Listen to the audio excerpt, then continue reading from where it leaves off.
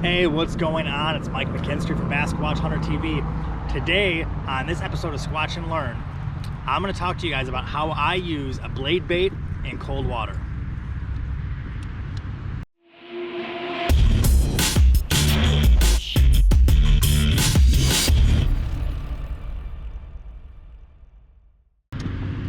So this is one of the standard blade baits that I use.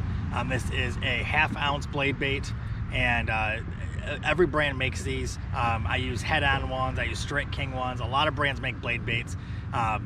What I really find important with the blade baits though is I like the weight being in the front versus the middle. Some blade baits have weights in the middle. I like having the weight in the front because I like it having that profile in the water where it's diving down and it's got a really wide wobble to it.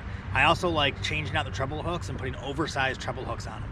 Now the reason why I do this is because when this thing wobbles back and forth, it's got a really wide pattern to it. I want to be able to make sure that when a fish strikes it, it doesn't miss the hooks. So I like adding the oversized hooks to it, and this is a great bait to use in cold water. So a lot of you guys hear power fishing. Power fishing is just a term used for any style of fishing that's used to work a lot of area of water or a lot of parts of the water column with one bait. I use spinner baits, jigs, and crank baits, bladed baits. A lot of baits like that are great for power fishing.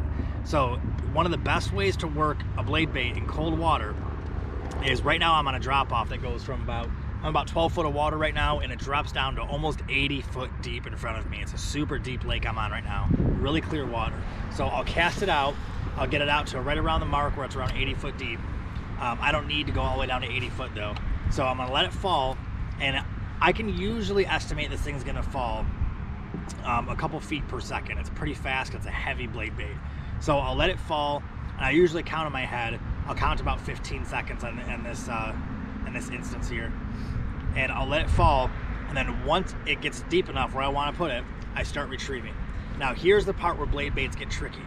Blade baits are just like a lot of other baits, spinner baits and square bills, and a lot of other baits that you can retrieve different speeds and get different reaction from fish. So with a blade bait, I like to always do this when I'm working it like this from the bottom to the top of the water column.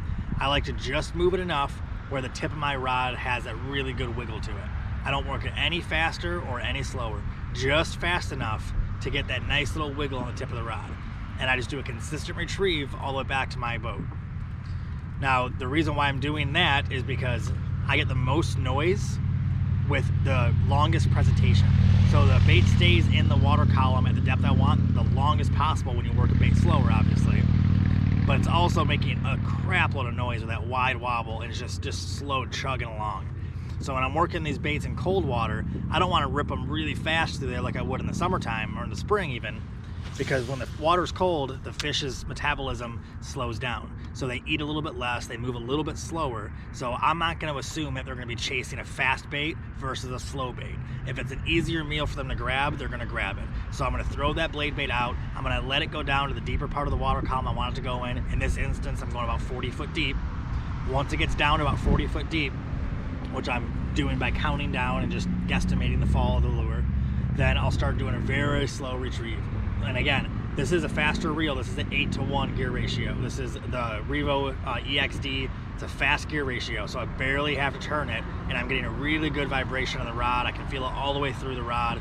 That's why it's important to use a nice sensitive rod too, like this FX custom rod I'm using. I can feel that little vibration really easily. I work it really slow all the way back up to the boat. Hopefully this will help you guys out and help you guys use blade baits more, because it's a great tool to use when the water gets cold. Like right now the water temps are in the mid 40s, and this is a perfect opportunity to use a slow moving blade bait. So I hope it helps you guys out, put more fish in the boat. Thanks for watching Squatch and Learn, guys. Go get some fish.